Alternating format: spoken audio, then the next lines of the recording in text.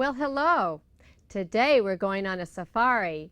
We're going to stabilize this cute little attic windows quilt. Then we'll show you how we transferred a child's animal drawings onto a quilt. Kathy Franks is here to share her specialty thread and painting techniques. And we're going to look at a special way to organize your thank you notes and put them to work. So stay tuned. Linda's Longarm Quilting is aired free to you by Gamble Quilting Systems Vision 2. Innovation taken to the next level. My stitch, my vision, my Gamble. When you've been quilting for a while, you're likely to get some thank you notes and letters from people whose quilts you've helped complete. You might want to gather these and any other testimonials you get and tape them into a book or gather them into a 3-ring binder with plastic pages. For one thing, it's nice to have all of your notes from happy customers in one place. This is also impressive for your customers to look through. These testimonials can act as good references. Keep your book near where you meet with customers so they can easily look through it. You supplement the book with digital pictures of the quilts you've completed.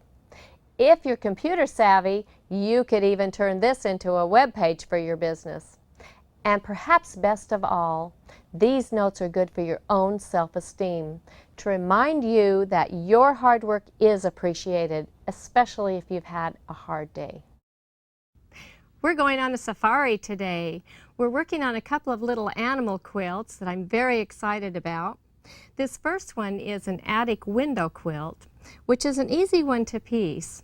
And each of the little windows have been done with animals to highlight and show off those animals. I just want to show you a little bit about stabilizing the quilt. I'm going to use the machine with the extended base on so that I have a nice flat surface to work underneath.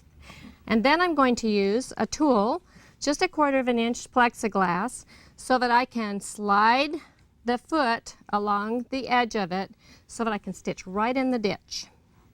And to stabilize this quilt, I'm not going to start in a corner.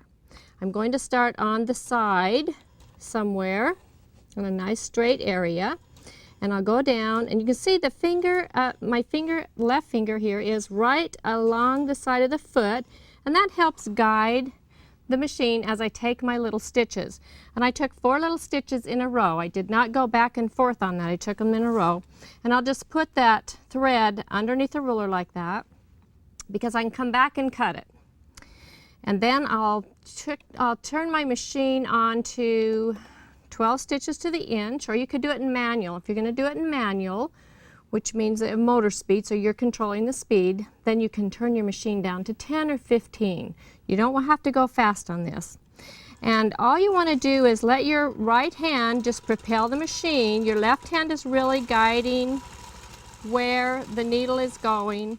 And when I get to a point where I don't have any control, in other words, if I'm up here, I don't have control down here. The control is only between my fingers where I have that. So then I will turn my ruler and I can put it in front like this, and again just come right across. Now see the right hand over here, the one that's waving to you, is only propelling the machine. The left hand is the one that is really in control. So if you're left-handed, well, you have a little bit of an advantage there, where if you're right-handed, you're going to want to keep taking control with your right hand. And we're going to come up here right around the square. You have to go backwards. You have to pull the machine toward you. You have to go each direction. You can't always have the machine coming toward you. You want to stitch right in the ditch, and that means you'll probably be on the underside. If the seam allowance is pressed, like on this one, to the black, then I'm staying right in the green area. Then I'm coming down, and I'll go a few stitches past the place where I started, and my thread is still there so I can see exactly where I started. Now I want to come down and also do this little square, so rather than stop and cut my thread, I'm just going to stitch again in that seam. It's okay to stitch in that seam again. It's better than stopping and starting. Around like this and up. Don't be afraid to stitch in the ditch. You're going to have to practice a lot to be very accurate. but you can do it. Now again, I don't want to stop right in that corner where I ended. So I'm going to turn the machine off, and I'll take my little stitches across like this, 4 little stitches. Then I'll move the machine away, grab the thread, go down in the same hole, and back like that. And there I just brought up the bobbin thread. You can see it's looped, and I'll cut everything, bring it up securely so you won't have any bird's nests on the back. And now I can cut the beginning threads as well. Now I would go ahead and stabilize this whole quilt by stitching around exactly as you have seen me do on each one of these, and continue to roll and stitch every single square. Then I would come back, and this is a perfect little fabric, and I wouldn't have to stitch in each one of these little bamboo pieces of fabric.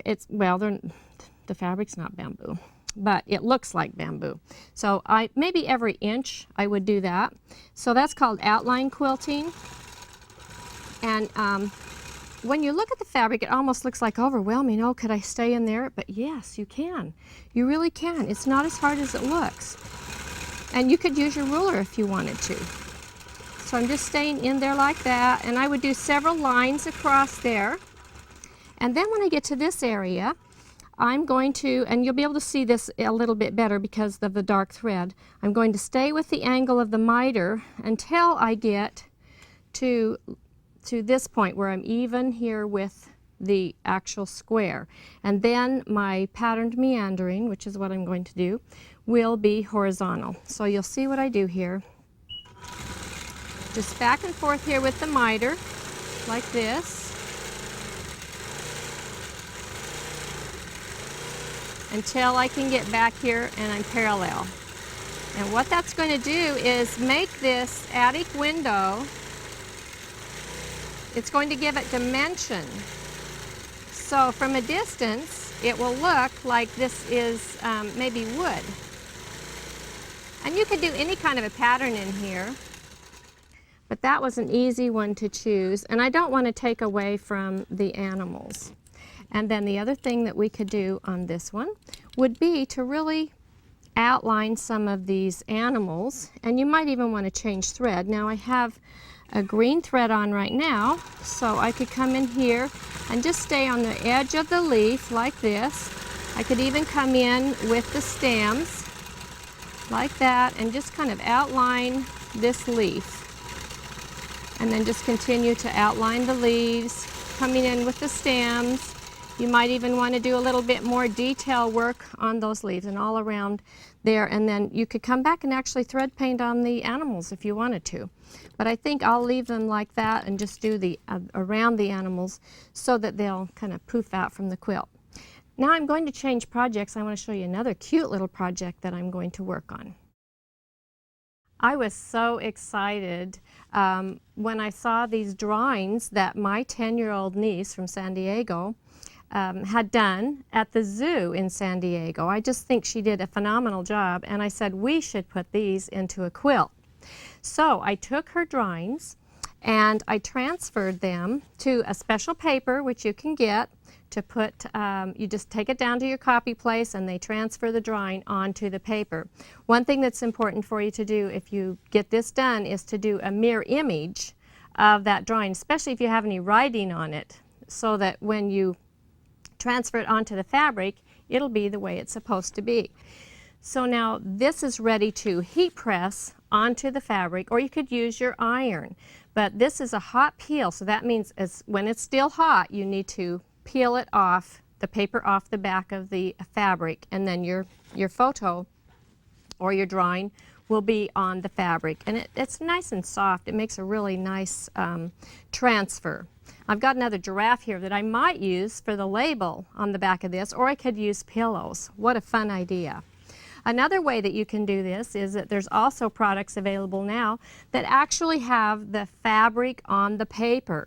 And so if you have a digital camera, you can transfer that picture right from your computer to your printer, stick your this special paper with the fabric in where your paper would go, and it prints right out onto your fabric. And then all you have to do is just pull that off and separate it from the paper, and there you have your picture. So this would be so fun to do for children, or for you know, anniversary quilt, birthday quilt, wedding quilt. Lots of ideas there that you can use and make into a quilt. Now I'm going to bring my machine over and do a little quilting on this quilt to show you how I would quilt this quilt. And it's an easy quilt. We don't have to do a lot because the focal point is, of course, the drawings on the quilt. In the outside border, it's kind of got a lot of leaves. It's pretty busy fabric over here. So all I want when this hangs up, and I'm sure that this will be on a wall, I just want some texture coming through. If I do too much complicated quilting, it won't even show. So what I've chosen to do is a very simple meandering pattern again, very similar to what we did on the attic window. And that's just, again, back and forth. And just make sure when you do this kind of quilting that you are keeping your spacing very evenly. Because if it's not even, it will really show up when you hang that quilt up. So I just go back and forth. How simple is this? This is so fun.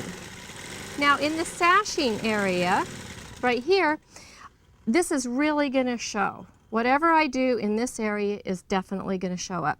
So I looked at the drawings and tried to do something that would reflect kind of that bamboo look, because there's a lot of bamboo and trees and things like that. So I decided I would just do this really simple design like this. And this is just, I have to concentrate though to tuck it in on the side, tuck, point, tuck, point, tuck, to keep that round look. If I don't concentrate on that, these will get very flat. And so you just keep echoing what you've already got going, like that. Tuck, point, tuck, point. Easy, easy to do. So that's what I'll continue to do in that border, and keep that as even as you can as you're doing it. Now I had already stabilized most of the squares on this quilt. So I'm just going to show you how I'd outline some of this little giraffe here. I would go around and I would actually stitch around some of these little squares, and then I think I would opt to fill in little designs. Maybe on one I would go one way like that, and then on the next one I may go this way. So I would have alternate designs, and the reason that I would do that would be to raise up the giraffe figure itself. So I would outline all of these. You know, oftentimes too when I'm outlining, I can put my finger right down there along the side if I'm very careful, especially when there's odd shapes. Now I could also use a ruler. Sometimes I just put my finger down there if I'm very, very careful, and go around these different shapes like this. This time I'll go this way. And I'm actually reflecting what she's already done. Her name is Colleen O'Brien, and I'm actually just reflecting what she's already got there in that tree. And so I would do that for the entire border. We could also come over here and you can just see how easy it would be to outline around in the giraffe like that. And you could stipple around in the white area, but I think you would lose the effect of the giraffe raised up, especially if you're going to do the background with heavy quilting. You can see I can just go from one to the next, like that, in and out and around all of those designs. Now probably on the eye I would come over here with some black and really fill that in like an eye. But this would be a very fun project, and any of the drawings that you could do from your children, or even pictures that you would put in a quilt, don't be afraid to outline around those figures, because if you don't, the picture just poofs out from the quilt. So you've got to go in there and do some good quilting in some of those areas. Next time on Linda's Longarm Quilting, we're taking a new look at an old favorite, freehand feathers. We'll see how quickly you can fill up a blank piece of fabric. Anita Shackelford will join us and share her techniques for drafting designs and using templates. And we'll see how to addition patterns on quilts before you lay down a single stitch. Remember, if I can do it, you can do it. See you next time. I've been teaching more than 20 years, and I believe that my left-handed students have had to conform to the right-handed world when it comes to longarm quilting. Stop! Not anymore. Now with the new Gamble Vision 2, left-handed quilters can easily customize the quilting machine to their own comfort and needs. My stitch, my vision, my Gamble.